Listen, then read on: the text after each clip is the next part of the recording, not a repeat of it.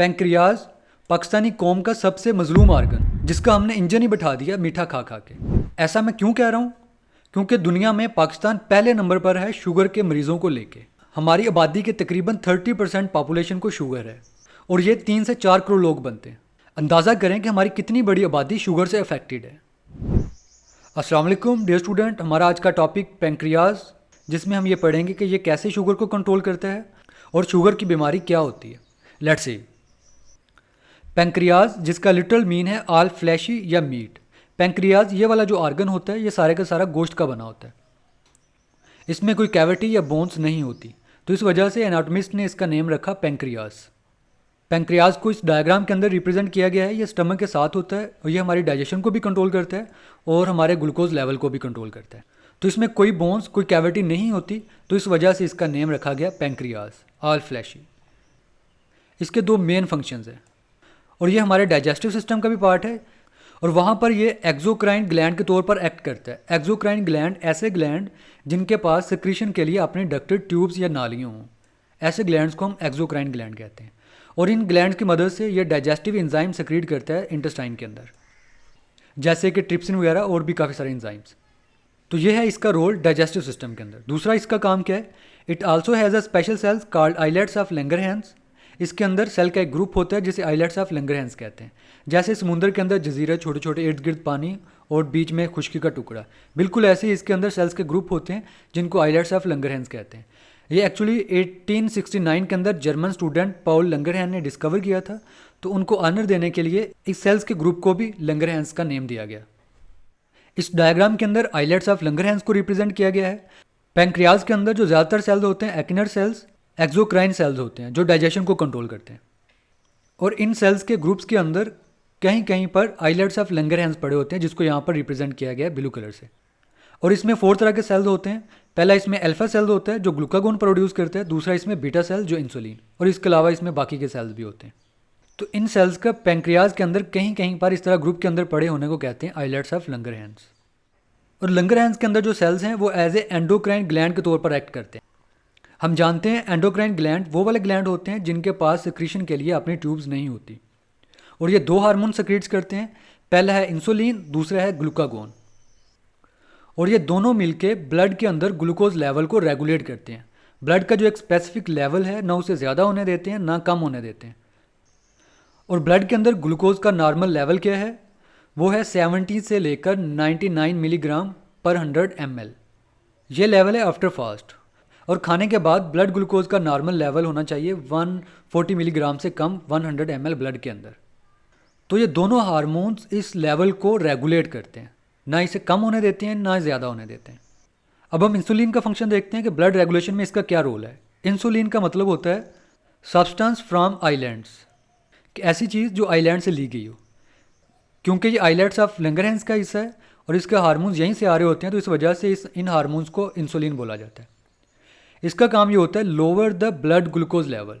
Insulin blood के glucose level को कम करती है। कैसे कम करती है वो भी बताया गया। By stimulating body cells to store glucose. Body के सेल्स को स्टिमुलेट किया जाता है, मुतहरक किया जाता है कि वो ग्लूकोज को स्टोर करें ब्लड से निकाल के, या फिर इसको यूज़ कर लें एनर्जी के लिए। और अब हम ग्लूकागोन का फंक्शन देखते हैं। ग्लूकागोन का लिटरल मीन है ग्लूकोज राइजर। ऐसा इसलिए कहा जाता है कि ये ब्लड के अंदर ग्लूकोज के लेवल को बढ़ाता है। वो कैसे, वो हम देखते हैं। Glucagon stimulate the release of glucose from liver into the blood stream. Glucagon liver के सेल को स्टिमुलेट करता है कि वो ब्लड के अंदर ग्लूकोज को रिलीज़ करे, जिससे ब्लड में ग्लूकोज का लेवल बढ़ जाता है। कितना बढ़ता है? नॉर्मल तक। जब हम फास्टिंग पे होते हैं, खाना नहीं खा रहे होते हैं, तो हमारे ब्लड का ग्लूकोज लेवल कम हो जाता है और उस ग्लूकोज लेवल को जो एक नॉर्मल है उसको मेंटेन करने के लिए फिर ग्लूकागोन रिलीज़ होता है और लीवर को स्टिमुलेट करता है, और लीवर फिर हमारे ब्लड के अंदर ग्लूकोज को शामिल करके हमारे ब्लड के ग्लूकोज लेवल को नॉर्मल कर देता है। और इस तरह ये दोनों हार्मोन ग्लूकोज लेवल को मेंटेन करते हैं। इंसुलिन ग्लूकोज के लेवल को कम करता है, ग्लूकागोन ग्लूकोज के लेवल को ज़्यादा करता है, और ये दोनों मिलके ब्लड ग्लूकोज लेवल को कंट्रोल करते हैं। अब हम आते हैं इसके डिसऑर्डर्स की तरफ। Diabetes mellitus. डायबिटीज़ का लिटल मीन होता है टू पास थ्रू। मेलिटस का लिटल मीन है हनी स्वीट्स। और दोनों का मिलकर लफ्जी मतलब बनेगा कि ऐसी कंडीशन जिसमें बॉडी से ज़्यादा यूरिन पास होता है और वो यूरिन हनी स्वीट होता है और उसके अंदर ग्लूकोज शामिल होता है। तो इस कंडीशन को कहते हैं डायबिटीज़ मेलिटस। अब हम इसकी रीज़न पढ़ते हैं कि ऐसा होता क्यों। In diabetes mellitus the cells are unable to obtain glucose resulting in high blood glucose concentration. Diabetes mellitus में ये होता है कि जिन सेल ने ग्लूकोज लेनी होती है ब्लड से वो नहीं ले पाते और उसके रिजल्ट में ब्लड ग्लूकोज लेवल बढ़ जाता है। डायबिटीज़ मेलिटस की दो मेजर टाइप है। पहली है टाइप 1 डायबिटीज़। इसमें क्या होता है, pancreas doesn't produce required insulin. Pancreas उतनी इंसुलिन बना ही नहीं पाता जितनी बॉडी को रिक्वायर होती है।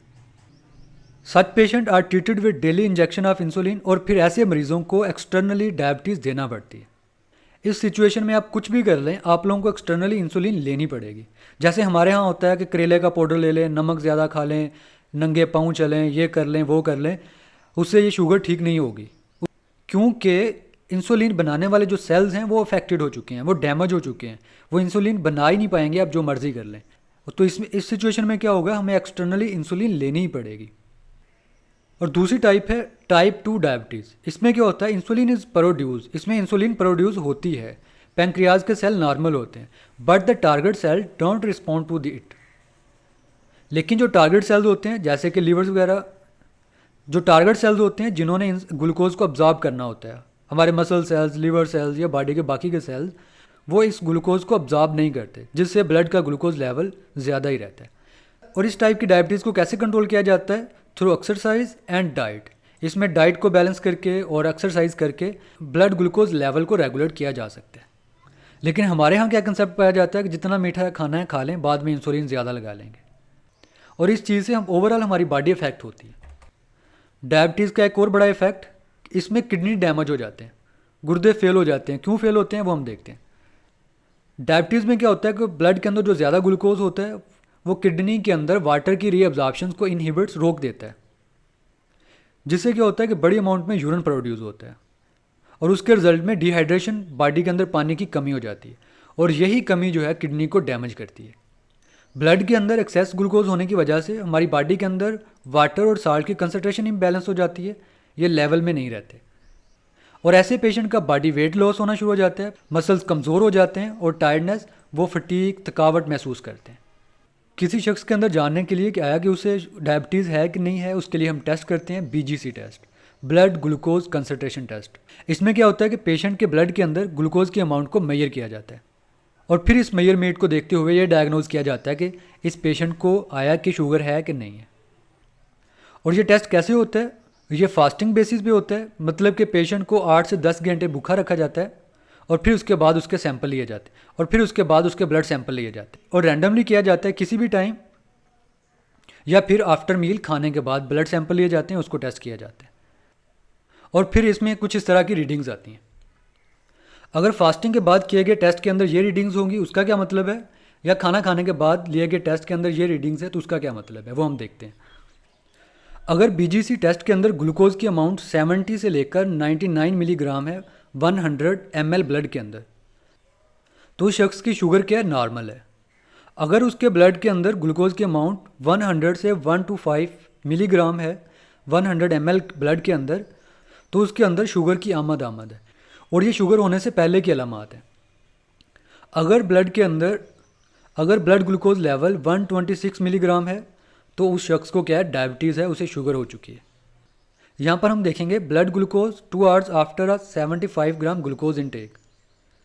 2 घंटे पहले 70 ग्राम ग्लूकोज लेने के बाद जो रीडिंग आई उसे हम क्या डायग्नोज करते हैं, लेस देन 140 मिलीग्राम। इसका मतलब है कि उसको शुगर नहीं है, वो ब्लड शुगर लेवल नॉर्मल है। अगर 140 से 200 मिलीग्राम है तो मतलब प्री डायबिटिक्स है, शुगर से पहले की अलामात है। अगर ब्लड ग्लूकोज लेवल 200 मिलीग्राम है मतलब उसको क्या है, शुगर है। तो इस तरह से हम शुगर का टेस्ट करते हैं। डियर स्टूडेंट, अब हम इस चैप्टर के लास्ट ग्लैंड गोनेड्स को स्टडी करेंगे। फर्स्ट ऑफ ऑल इसकी define, gonads ovaries in females and testes in males are gamete producing organs, they are collectively called gonads. जो गैमेट प्रोड्यूसिंग ऑर्गन्स हैं, gametes produce करते हैं egg और sperms, उसको हम कहते हैं गोनेड्स कहते हैं।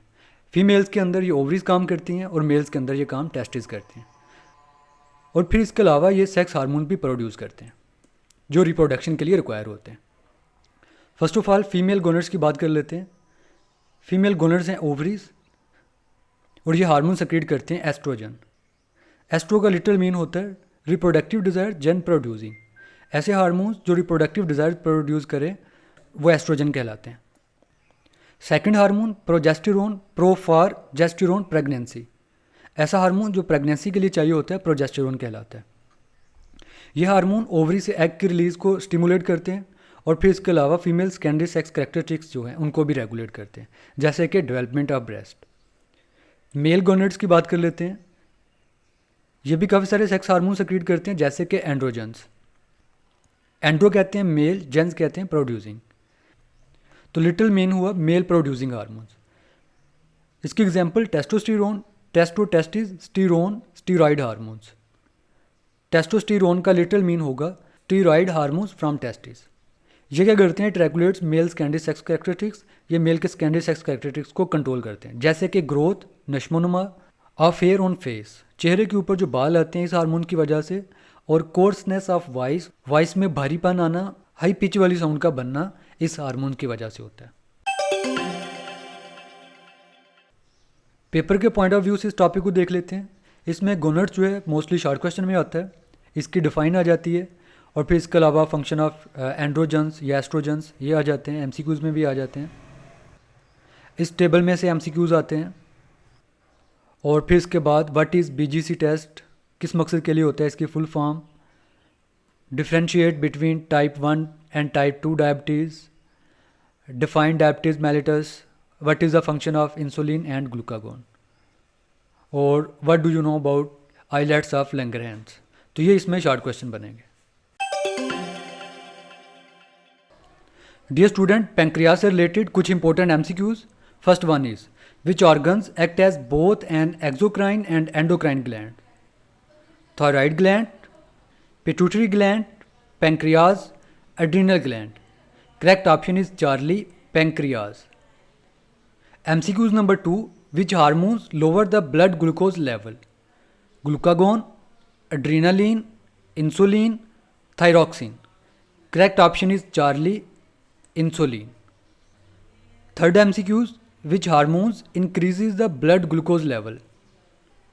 Insulin, glucagon, cortisol, calcitonin. Correct option is beta glucagon.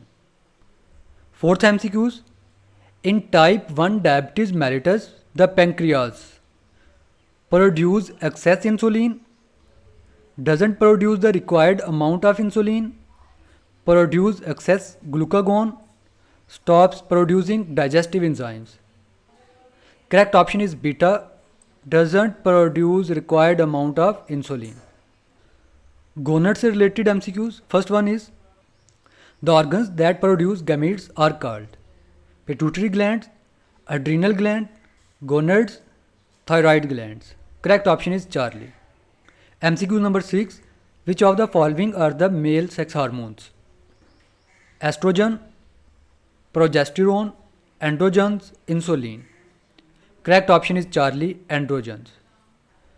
Dear student, ये थे इस चैप्टर के इंपॉर्टेंट MCQs। चैनल को सब्सक्राइब भी करें, लाइक शेयर करें। ओके, अल्लाह हाफिज़।